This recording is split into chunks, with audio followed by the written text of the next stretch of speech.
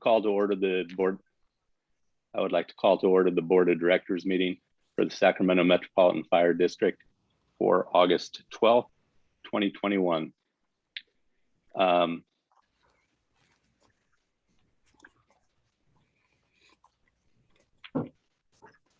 Would you like me to call the roll?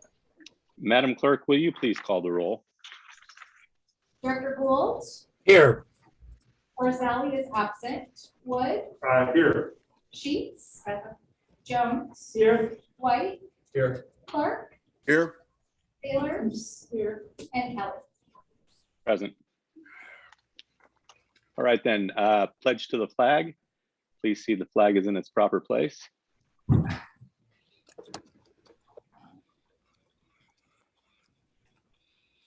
And repeat after Director Woods.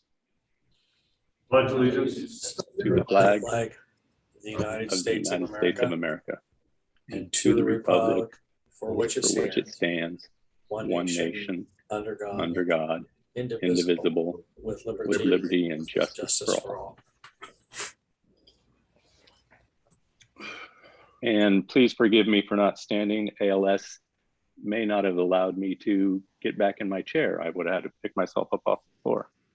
So, all right then. The Metro Cable announcement. The open session meeting is videotaped for Cablecast on Metro Cable 14, replay on Monday, August 16th at 6 p.m. and Tuesday, August 17th at 9 a.m. on channel 14. Webcast at www.sacmetrocabletv.tv.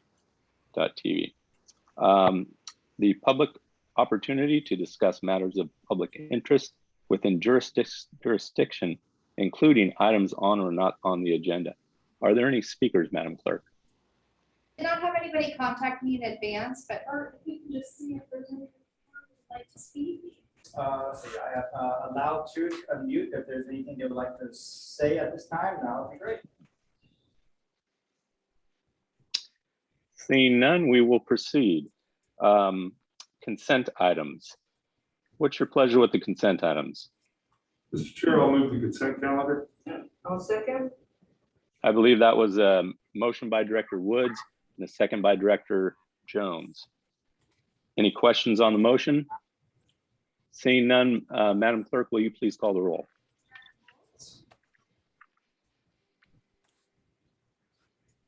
Muted. Are you muted, Director Gould? No, Oh, okay. couldn't hear you. Oh, sorry. Director Gould. Aye. Wood. Aye. Jones. Aye. White. Aye. Clark. Aye. Taylor's. And Kelly. Aye. All right then. Moving on to action items. Number one is the LAFCO Local Area Formation Commission. Item related to their special district representative election. If you've had a chance to read the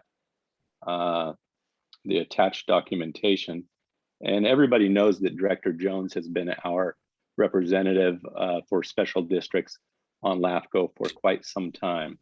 And Director Jones, will you please speak to this item? Thank you, President Kelly.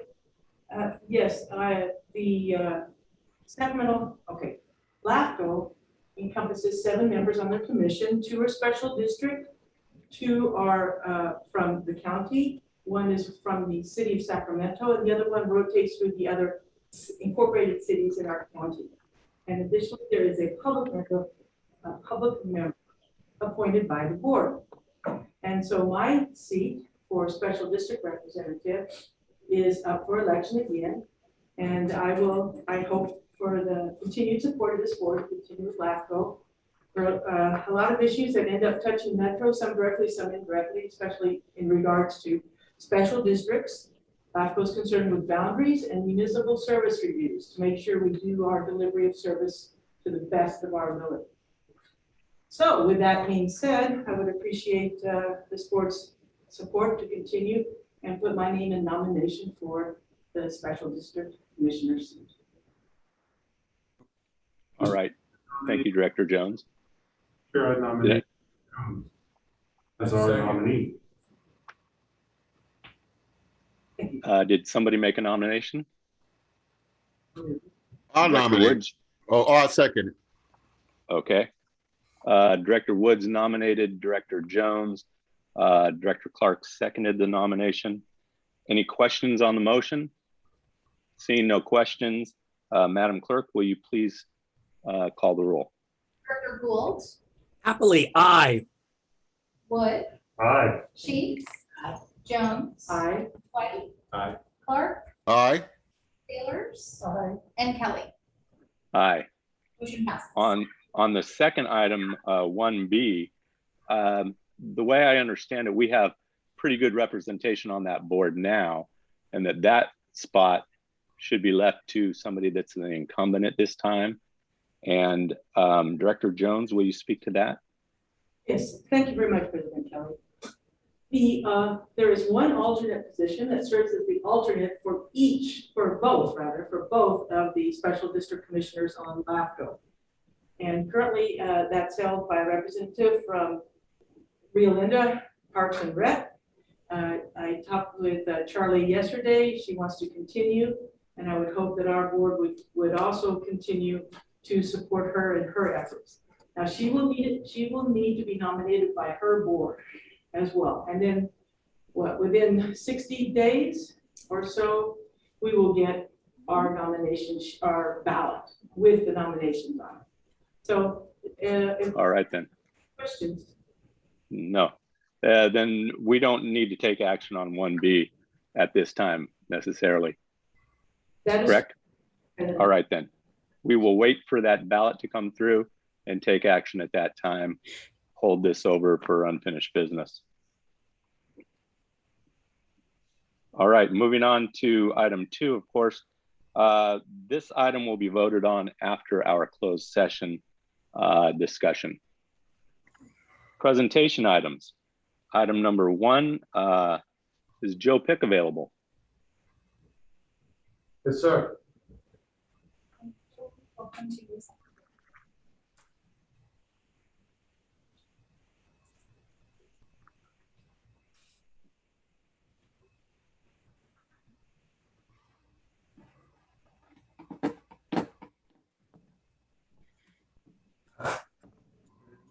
Yeah. You want to do it? Huh? You want to- Sure. That'd be great. If I can, if I'm far enough distance to, first and foremost, I would like to acknowledge T Farms as our Chief Challenge Award winner for our boot drive for the Firefighters Burn Institute. And I understand that you've taken that honor. Yes, thank you. As you know, I've been a Metro, I retired from Metro Fire. My allegiance to this organization, my honor and my pride of being a part of this organization is carried out through my career and beyond. So I would like to thank Metro Fire for their contributions to our organization. That would be the Firefighters Burn Institute. I'd like to give a shout out to all the elements that Metro Fire has provided, from Mark Siebert in logistics to our A board members, Jeremy Crawford, current captain with your department, Forrest Rowell, a retired captain from your department, the shop that makes sure that the SUPN is available to us, to Mike Spike, who recently passed away and who committed himself to the transportation of our youth and their families to our camps. His son, Casey Spike, has taken on that torch and is continuing with Newcomer. Mike Spike's donation to us was huge, and it represented his commitment to our organization. We have a plaque, and we just finished it up, and it's in at the Burn Institute right now. And the quote on the plaque represents a quote from a parent that met him as he brought them and their little and their kid to camp for many years. And then that first year that they had to put their child on a plane, and Mike Speich and Newcomer were there to pick them up. And their trust in us, their trust in who was going to pick them up was conveyed to us. And we felt very honored by that. We felt very honored by Mike Speich's commitment to our organization and to the fire service as a whole. I did want to touch Mill Station. That was another. We had an event at the Mill Station Community Center that they did a fundraiser for us. The Mill Station group, which is getting to be a very small group, got that engine out, got that out to Mill Station. And to me, it just honors our culture, who we are, our past, our present, and our future. And so I was very honored for that. What I wanted to convey to you as a board is what our commitment is to our burn community. LRT is one of our flagships. If a firefighter gets burned, and I don't care if it's a volunteer, it's a private paid, it's a union firefighter, it doesn't matter. If they end up at UC Davis, we support that family. We have now, in the last year, expanded that to a community-based concept that any individual that is burned, you call us up, to our office and convey to us, allow us to connect with a family member. That allows us to build a relationship that is long-term. Because with burn injuries, it's not just the care that they get at UC Davis. And we know UC Davis and Shriners getting the best care they could get in the world. And my partnership with them is huge. What we try to do is that aftercare, that continued peer support, mental health, family support, make sure that those families have a place to stay, have a gas card to be able to drive down there, have a food card, whatever that support we can for the family. And that's truly what I'm here to communicate today is our commitment. We, as the fire service, we're on the front lines. We see those situations that happen. If we take that extra time to find out who those family people are, connect them with resources that are available to them, that makes their journey that much more successful. And try to peer support, Jeff Wells and Kevin Summers, 2 Metro retirees. I can't say enough about those individuals. I work hand in hand with those. Jeff Wells, who makes sure that the peer support for firefighters that are struggling after they've been through an incident, that they have that support. Kevin Summers with the chaplaincy is, I can't say enough about him. He is there, every firefighter, every individual. I give him a call, he's there in the hospital with them. I reference these people because these are Metro firefighters. They're my family, and I thank you. I take pride in my family, and I appreciate everything that Metro has done. And again, Chief Harms, nice job. He's 2 years in the running, if going on the 3rd. He created the concept of, if I reach out ahead of time and get people to pre-donate, I can make a difference. He's made a huge difference. The support we get from Metro Fire when we do our group drive is huge. And I thank you all for that. And I thank the board. So on behalf of Metro Fire, Chief Harms, the men and women of Metro Fire, we can't thank you enough. There are no winners or losers when it comes to the Firefighters Burn Institute. Really, the winners are the patients because they're getting the funding that they need. I think we've all been in the position before where we're having to make that phone call, and it's incredibly comforting to know that somebody's picking it up. And then 9 times out of 10, we're getting special help in the ER before our firefighters even arrive. So I think there's something to be said about that. So it is greatly appreciated. Thank you.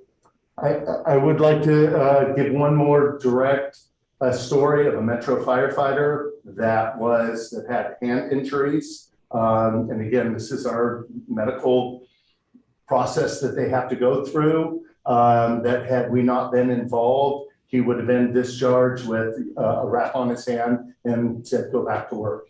He had burns on his hands that have since needed grafts. Because of the burn team and because of our LRT communicating with them and coming down there and saying, no, he cannot go back to work and stick his hands in those gloves and then go back into another fire environment. He got the treatment that he needed. So we feel honored to be a part of success stories. So thank you.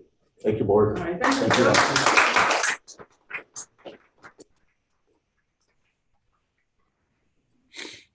Chief Wagaman, can I hold that? I've never held it before. Pony up, brother. All right, Chief Wagaman, I guess you are on for the fiscal 21-22 facilities plan update. That's it. Can you hear me okay? I can hear you fine, and I'm not sure about everybody else. All right, so good evening, Board of Directors. Tyler Wagaman, Deputy Chief of Support Services with your facilities update for year 21-22. First off, I want to talk about our staffing. So our facilities division has one supervisor. His name is John Rayside. He is new as a supervisor, very much wanted to be here tonight, but he had a family event, but we're going to definitely get some FaceTime with you and him here in the near future, so you know who he is. He has a staff of 4 technicians. And we're very fortunate because each one of those technicians have a specialty. We have a plumber, we have an electrician, an HVAC specialist, as well as a general contractor. So when you put this crew of 5 together, they're truly a powerhouse. Each and every month, they process just over 100 e-maintenance requests. And when you look at a district of our size with 47 buildings, that's a full-time job in itself, just to keep the maintenance needs up at all of our facilities. So they do an incredible job day in and day out. So some of the projects that they're working on this year, and I will go through them, starting off with our facilities, our fleet maintenance asphalt project, which has already been well underway. We added about 64,000 square feet of new asphalt that provides a bigger footprint for our fire apparatus, as well as we purchased a draft commander. It's a mobile draft unit that our mechanics can now use on site for annual pump testing, as well as any time that they do maintenance that requires a pump test after that. It also allows our firefighters an opportunity to have another training tool there. To become an engineer, you need to know how to draft, and that is another tool that's available to them now at our fleet division that they can utilize for those additional new skills. They're working on a remodeling project right now at our logistics division, creating some new necessary space for our training health and safety folks. This year, we're going to be installing additional backup generators. Not all of our fire stations have backup power. Each and every year, we are faced with some sentinel events that take power down for multiple hours. And we do want to get to a point where we have backup power in every single one of our stations, so we don't lose the ability to open up garage doors and respond to calls. This year, we would like to chip away at station 25, 27, 23, 24, and 62 with those backup generators. Also in this headquarters building, this building is just over 20 years old, and it needs a new AC condenser. That's a big project though. It's going to require some engineering. It's also a costly project. We're anticipating it cost about $500,000. So that's one of the things that we are going to accomplish this year. It is becoming very costly for us to maintain it. Also, we received notification from Sac Suburban Water, and they want us to install some backflow preventing devices at some of our stations. So station 112 and station 105 this year will be getting new backflow preventing devices. Again, with our plumber that we have on board, we can do this a lot cheaper, having our own staff do it rather than having a vendor come out and do that for us. One of the projects that we had to put on hold last year due to COVID was our station flooring project. another needed project for our stations, but we're going to ramp that back up this year. In fact, the RFP process is already well underway, about 95% complete, with the goal to complete Station 27, Station 63, Station 65, Station 106, and Station 109 this year. You may or may not notice, but we have two large signs here at our Metro headquarters. They are backlit signs, but they, for some reason, stopped working a little while back. So we're going to get those repaired, as well as the graphics on it need to be replaced as well. Our partners over at the Sheriff's Department at our building at 2101 Hurley are requesting some repairs there as well, to include a new seal coat and striping for their parking lot. We're going to knock that out this year as well. We're going to repaint Station 117, Station 63. We're going to repair a sewer line that's needed over at Station 42. And another big project is Station 68, which is well underway. We hope to get that project completed as one of our brand new fire stations in March of this year. Now on to our biggest priority, and that is our bathrooms. We have 4 fire stations in our district right now that need additional bathroom space. They need additional showers. And our team has been working diligently, making that a #1 priority within the facilities division to get that done. And that is Station 41, Station 53, Station 23, and Station 21. I'm happy to report that Station 41 is complete, and work is already underway at Station 53. Once they complete Station 53, the goal is to start Station 21. I know last time I spoke with you, we didn't have a plan in place just yet for 21. We do have a solid plan now with the goal to start work in September, likely September 20th at Station 21. Station 23 is a little bit more challenging. We have 9 firefighters that work there. It's a relatively small footprint, and we just have no room to expand. So this is going to be a 2-tiered plan. We have a long-term plan that Jeff Fry and Aaron Castleberry are already working on, and they are putting together an RFP for architectural and engineer work, which will go out to bid hopefully on October 14th. So whether we need to expand that station or completely remodel it, hopefully we have the expertise through this RFP to identify exactly what it is that's needed in order to accomplish what we need to and provide our staff with the essential facilities at that station. Temporarily, because that is likely going to take some time to complete. I'll be honest with you, it'll probably take a couple of years, a project of that magnitude, but we need to do something now. So we have a temporary solution, and that is to purchase a modulated restroom, a 2-stalled restroom that has showers and bathrooms in it, and it will be installed behind the station. I've already been working with vendors on specifications for that product. I've also done some site walks with our facility staff, identifying the needs for electrical, sewer, and water. And our goal is to accomplish that and get it installed this fiscal year.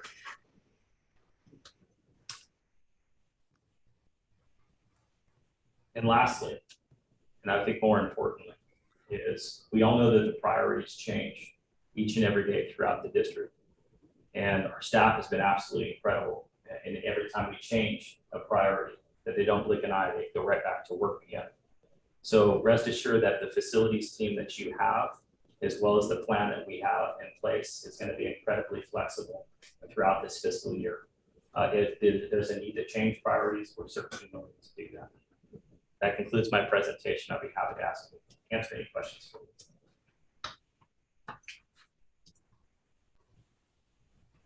Are there any questions of Chief Wagaman's report?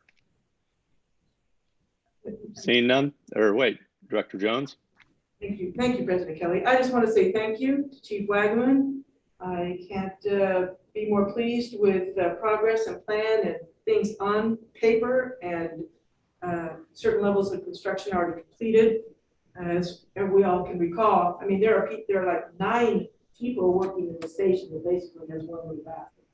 So I am so glad to hear that we are taking our first steps, and you've given us a plan for the full course to get completed. Thank you, Chief. Welcome, Director. Thank you, Chief Wagaman. Any other questions? Seeing none at this time, we will move to closed session. Shall we take care of board members' questions and comments before closed session? No, let's just move on to closed session then. All right, see everybody in the closed session meeting.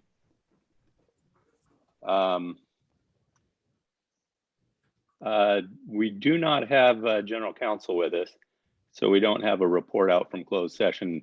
Was anybody going to handle that? Yes, I can absolutely. So the board met in closed session and met regarding 2 items. First, conference with the labor negotiator. There was no reportable action. Second, IDR for Craig Henderson. And there was no reportable action for that one either. All right then, thank you. Let's go ahead and deal with action item number 2, the industrial disability retirement for Captain Greg Henderson. Will anybody on the board have a feeling on this? Mr. Chair, I'd move staff's recommendation. Second. Excellent. We've got a motion and a motion by Director Woods, second by Director Clark to follow staff's recommendation. Madam Clerk, will you please call the roll? Director Gould, Aye.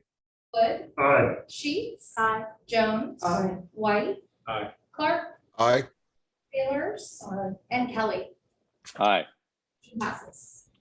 All right. Moving on to reports of officers, delegates, and committees. Reports, President's Office. I have nothing to report. Fire Chief's report. Yeah, good evening. Can you hear me okay? Chief Wagaman, thank you. Good evening, directors, once again. I'd like to start off just briefly talking about COVID. I know it's been something that we've been dealing with now for over 18 months. And now with the new variant, we're dealing with some new challenges once again.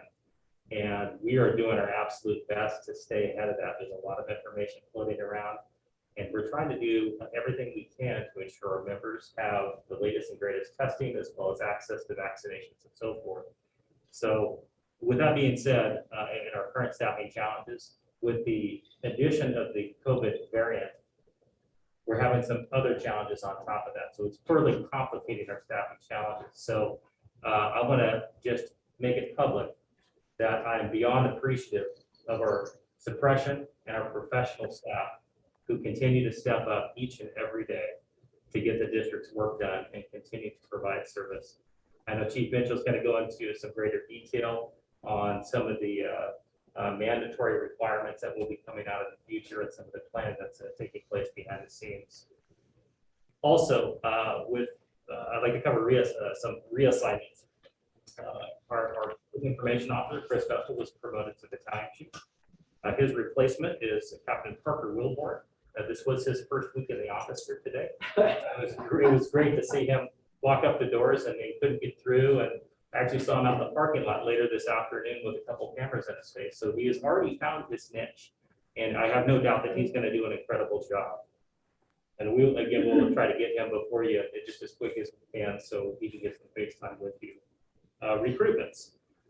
We have several. So currently actively hiring firefighter, paramedics, and EMTs. That is open until August 23rd. We have a career development position for a public information officer. This is a relief position. So this is to assist Captain Wilborn and his duties. And that's open until August 13th. We have a reassignment opportunity for EMS captain in our EMS division that's set to close on August 24th. We have lateral firefighter training drill instructor that's set to close on August 23rd. And our 2021 fire captain promotion exam, and that's going to close on September 3rd.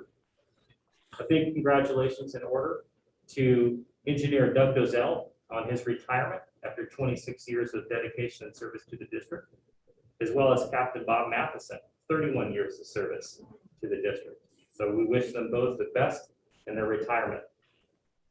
Some standing meetings that we have attended. Myself, the fire chief, the executive staff, along with the city's fire chief and executive staff, we met on July 26th. Again, this is a standing meeting that we have. We talk about some challenges as well as some successes across the region. Really, the goal is to not make decisions in a silo. We know when we make decisions, it affects other agencies. Just as when they make decisions, it's going to affect us as well. And our goal is to have those conversations before we reach a decision. So it's been a very informative and productive meeting, and we look forward to future meetings. Our labor management meeting we had on July 28th. Labor brought before us some ideas on some staffing changes for Medic 112 with respect to partial assignments, as well as we had some conversation about the reporting threshold for COVID-19, as well as masking requirements and testing requirements. So a lot of conversations with labor recently regarding COVID and those requirements. And lastly, I participated along with our PIO, Parker Wilborn, at a City of Citrus Heights Chamber luncheon on August 10th. This was actually a really good presentation by their police chief, Chief Lawrence. He talked about 45 minutes or so on policing in America as it stands today. So we took it through the whole history of policing and ended with his plans moving forward and what policing looks like for the City of Citrus Heights. So very productive meeting. I learned a lot from it, as well as it gave our PIO an opportunity to have some face time with the city officials, as well as some community members and business members. So that concludes my report, and I'd like to pass it over to Chief Mitchell for the operations report. Okay, thanks, Chief Wagman. Good evening, directors. Adam Mitchell, Deputy Chief of Operations, for the operations report tonight. Starting off, like Chief Wagman had mentioned, on the COVID front, we're doing a lot of things in response to the recent mandates that have come down from the state, as well as direction from County Public Health. Back on the 26th of July, there was a vaccination and testing of non-vaccinated mandate that came out from the state that was followed up from the Sac County Department of Public Health saying we're going to follow that from the state. And on 28th, there was the masking mandate, doesn't matter your vaccination status for indoor areas.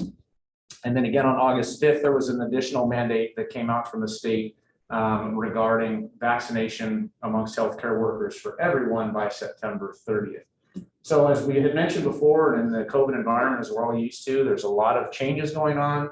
Right now, our position, we started with a meeting this past Monday with labor and a number of other stakeholders amongst the agency to discuss, okay, here's some of the new things that we have coming down. However, there's not a lot of clarification yet, either on the legal side or actually from even our county health director, as to what actually applies to fire and EMS personnel, which weren't specifically called out in any of those mandates, and how we're going to move forward. As we have done all along throughout COVID, we're committed to making sure we're within the guidelines of the mandates. So I'm happy to report that we're working closely with 522, our other regional fire agency partners, Department of Public Health through our relationship with Dr. Cassirier, as well as our own medical director at Sacramento County EMSA, to really drill down to what is it that we are required to do in writing so that we can move forward to make sure we're meeting that, as well as allow our members that opportunity to give the best opportunity for them to have that, have the protections that we want them to have, and that say in what we end up doing. So more to come on that. We'll continue to have those planning meetings, if you will, over the next few weeks to continue to adapt. But as we're all aware, after these past 18 plus months, things keep changing on a daily basis, and we're staying as proactive as possible to meet all the requirements that we can. So we're looking forward to more conversations there. Secondly, I'll talk a little bit about the river incident that occurred up with our neighbors there in the Placer County area on August 4th, last Wednesday. They had a incident that occurred there that started in the afternoon on the 4th. They reached out to our operational area here in Sacramento County, and they really needed some help. And so they made a request for an initial attack strike team, which I'm happy to report we were able to get on the road very quickly. And so it was a big success. We ended up sending 4 apparatus, 4 engine companies from Metro Fire, 1 from Sacramento Fire, and 1 of our battalion chiefs on duty, who was a strike team leader, lights and sirens up the hill.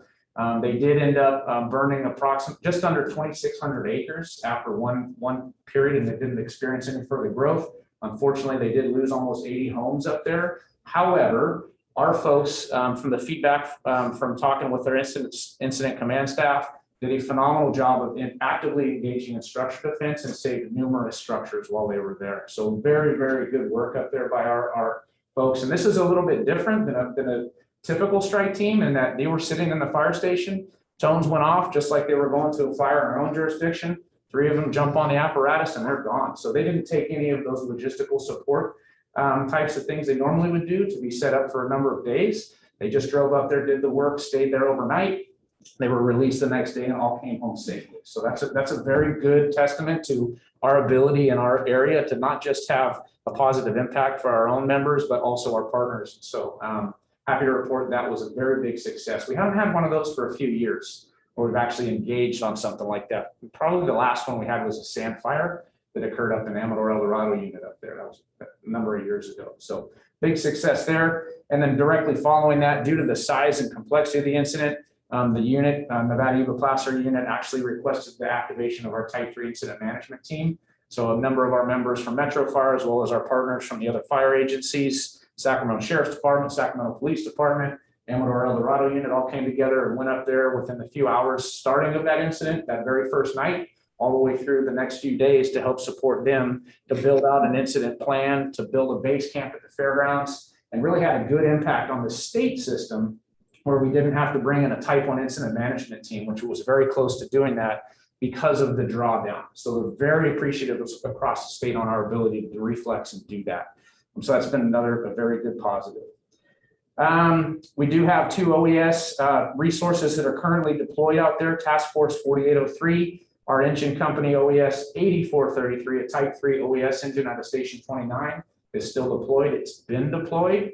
We just completed our second 14-day crew rotation. So there's another 2-week rotation. It would be up to 6 weeks potentially out for that apparatus.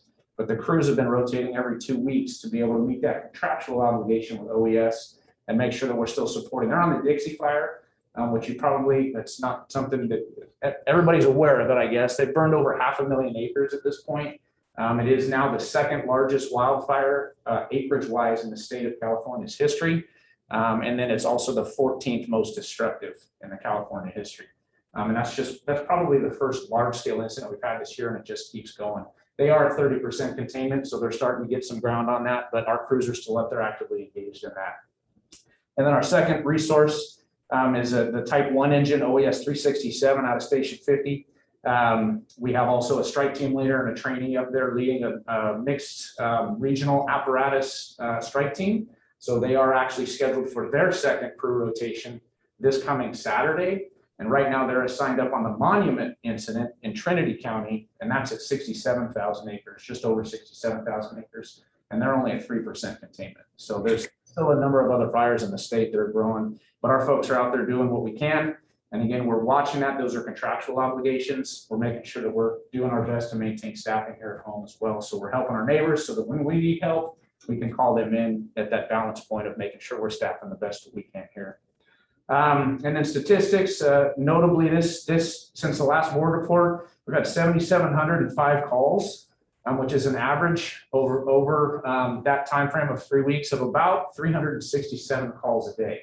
And I mentioned that it's notable because of this significant increase we've seen in call volume. If we look at that 367 number, Chief Wagman and I earlier were looking at some of the statistics, and we went back to a time period in May and we ran those numbers. We were about 300 to 310 calls a day. So we've made a pretty big jump over time in the number of incidents we're having. So our folks are getting busier out there along with having to work and things like that. And our membership has stepped up and done a great job of continuing to do so under these trying times. And then finally, I'll just make a quick reference. Last board meeting, Mr. Carr, during public comment, made some comments regarding our boat operations. I'm happy to report we did reach out to him. Our Special Operations Battalion Chief Farica reached out to him, had a very, very positive phone conversation.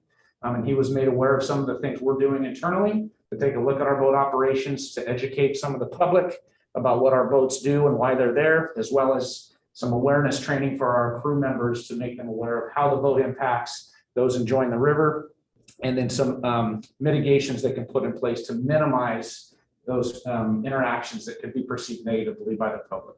So happy to answer any questions. Other than that, it's in my report.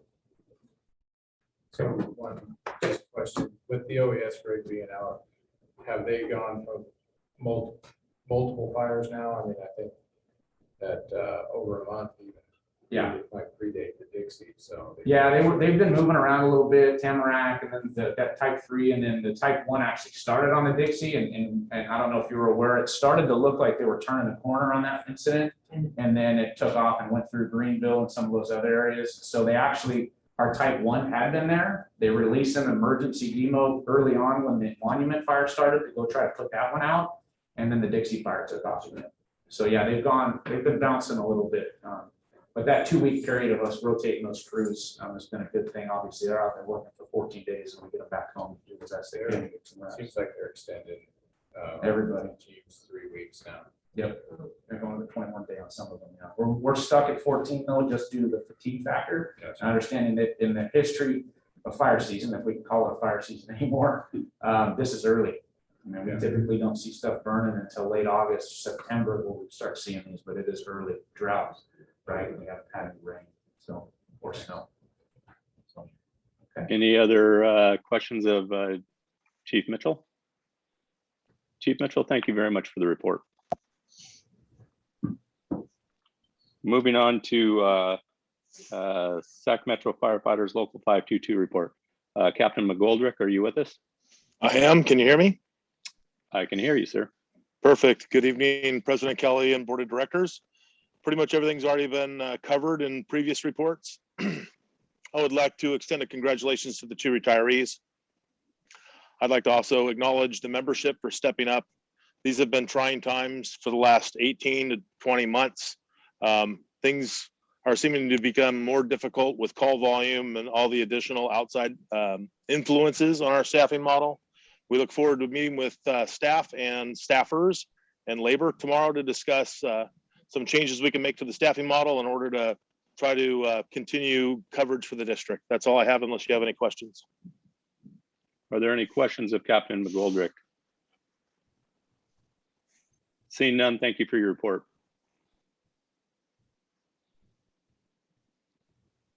Okay, moving on to committee and delegate reports. Nothing from the executive committee. The Communications Center JPA, Deputy Chief Wagaman. Good evening, directors. The dispatch board met last on August 10th, on Tuesday at 9 o'clock here at the Metro Board Chambers. During that meeting, there was a few action items.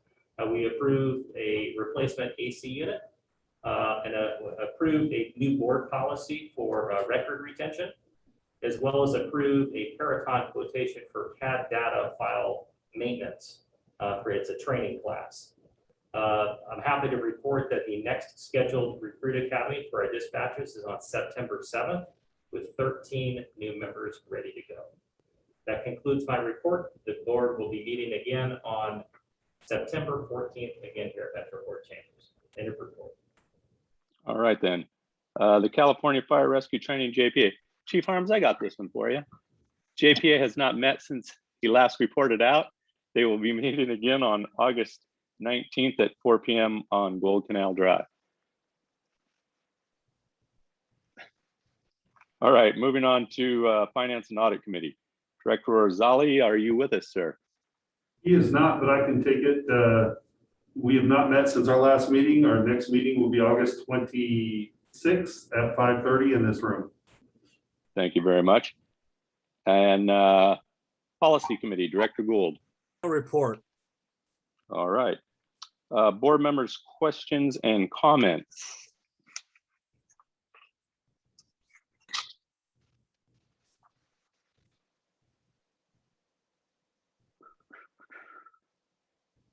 Director Gould, would you start? Sure. Thank you, Mr. Chair. Appreciate all the reports tonight and the conversations. They've been rich with information. Congratulations to the retirees. I also want to give a shout out to all the men and women who are working their tails off with all of the issues that surround this community. And then I'd just like to ask my colleagues for us to consider what we're going to do relative to the resurgent. I have a brother that's uber vaccinated and has come down and is very sick with the reinfection. And so I'm just asking my colleagues to consider us continuing to meet virtually until we have better data on what this resurgence is doing to even those of us that are vaccinated. Thank you, Mr. Chair. Thank you. Director Woods. Thank you, Mr. Chair. I just want a couple of comments. Our PIO position's always been staffed very well. We've had great people from Michelle Eideman, Chris Vestal did a great job. Looking forward to working with Parker Wilborn. Congratulate Captain Vestal, who's now battalion chief, on his promotion. Want to also just congratulate Chief Harms on the FFBI trophy and thank Joe Pick for coming by. Looking forward to finally getting things opened up and being able to participate and help them with more fundraisers and volunteer opportunities. I also need to thank Fire Marshal Barsdale and her staff for their quick work in responding to an issue that came up that was raised by a constituent regarding a project on Stockton Boulevard. So I thank all the time that I thank her for all the time she and her staff put into it. And just last, I just want to make a comment, just observation. You have primates, elephants, and even pig species will show considerable evidence of care for others and solidarity in danger, in the face of danger. I just think it's really unfortunate and disheartening to see our leaders failing to act with at least the minimum consideration for our fellow species, as is demonstrated in those species that we consider below ours. So just be good humans, wear a mask, and get vaccinated. Thank you, Mr. Chair.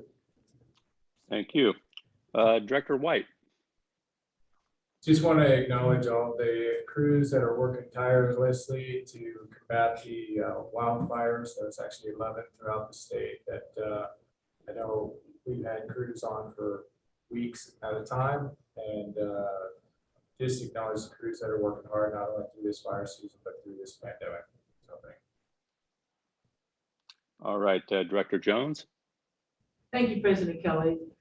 Ditto to everything that my fellow directors have said. I appreciate your eloquence. Thank you all very much. The only thing I have to add is a thank you to my fellow directors for nominating me to continue in my last position. Thank you. All right, then. Director Sheets.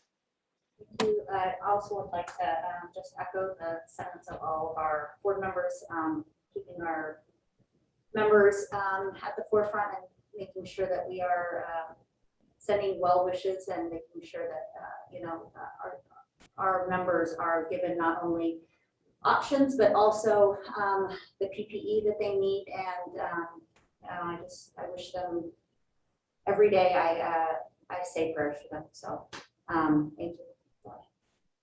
Thank you. Director Clark. No comment, Mr. Chairman. Director Sailors. No comments. Thank you. All right, then I will wrap it up and hope that everybody is safe in their travels if you're traveling. And I would second Director Wood in his comments. Believe the science, people. All right. Have a good night, everybody. It's been a pleasure.